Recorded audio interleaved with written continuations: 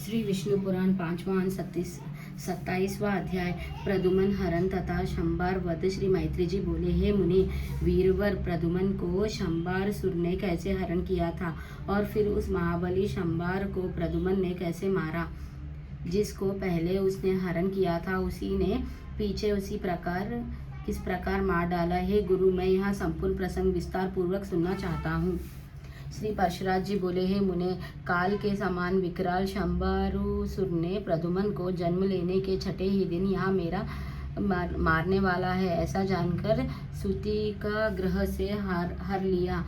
उसको हरण करके शंबारुसुर ने लवन समुद्र में डाल दिया, जो तरंगमाला जनित अवतोर से पूर्ण और बड़े भयानक मकरों का घर है। वहाँ फेंके हुए उस बालक को एक मत्स्य ने निगल लिया, किंतु वहाँ उसकी जठर अग्नि जलकर भी ना मरा।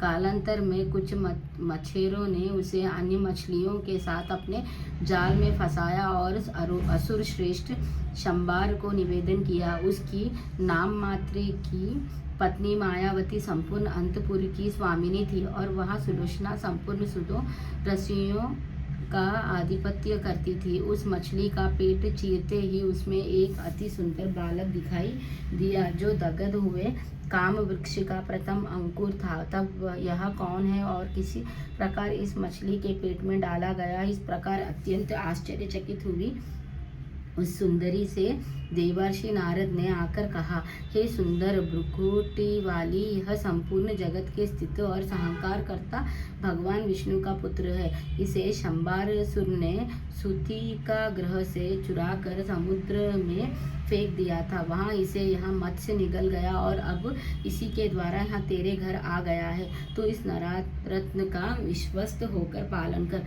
श्री परशुराज जी बोले, नारद जी के ऐसा कहने पर मायावती ने उस बालिका की अतिशय सुंदरता से मोहित हो बाल्यावस्था से ही उसका अति अनुराग पूर्वक पालन किया। है महामते, जिस समय वहाँ नवयौवन के समागम से सुशोभित हुआ, तब वह गजगमनी उसके प्रति कामना युक्त अनुराग प्रकट करने लगी। है महामुने, जो अपना हृदय और नेत्र प्रदुमन में अर्पित कर चुकी थी, उस मायावती ने अनुराग से अंधी होकर उसे सब प्रकार की माया सिखा दी। इस प्रकार अपने ऊपर आसक्त हुई उस कामल लोचना से कृष्णनंदन प्रदुमन ने कहा, आज तुम मातृभाव को छोड़कर यहाँ अन्य प्रकार का भाव क्यों प्रकट करती हो। तब मायावती ने कहा, तुम मेरे पुत्र नहीं हो, तुम भगवान विष्णु के तनय हो। तुम्हें काल शंबर ने हर कर समुद्र में फेंक दिया था। तुम मुझे एक मत्स्य के उद्धार में मिले हो। हे कांत, आपकी पुत्रवत्सल जननी आज भी रोती होगी। श्री परशुराज जी बोले, मायावती के इस प्रकार कहने पर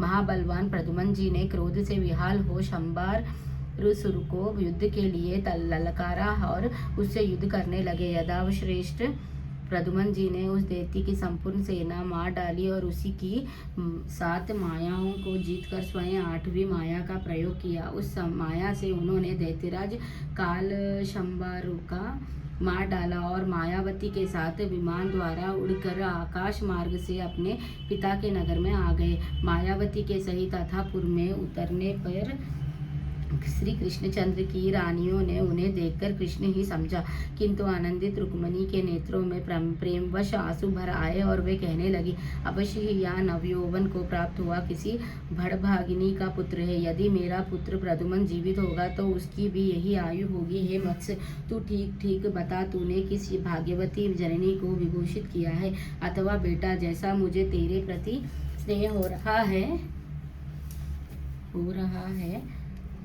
और जैसा तेरा स्वरूप है, उससे मुझे ऐसा भी प्रतीत होता है कि तू श्री हरि की ही पुत्र है। श्री परशुराज जी बोले, इसी समय श्री कृष्णचंद्र के साथ वहाँ नारद जी आ गए। उन्होंने अथापुर निवासिनी देवी रुक्मिणी का आनंदित करते हुए कहा, हे सुप्रु, यह तेरा ही पुत्र है। यह शंबारुसुर को मार कर आ रहा है, जिसने कि उसे बाल्यावस्था में सूति का ग्रह से हर लिया था। यह सती मायावती भी तेरे पुत्र की ही स्त्री है। यह शंबारुसुर की पत्नी नहीं है। इसका कारण सुन पूर्व काल में कामदेव के भस्म हो जाने पर उसके पूर्ण जन्म की प्रतीक्षा करती हुई इसी ने अपने मायामय रूप से शंबारकसुर को मोहित किया था। यह मति विलोचन उस दैत्य को विहार आदि उपभोगों के समय अपने अति सुंदर मायामय रूप दिखलाती रहती थी।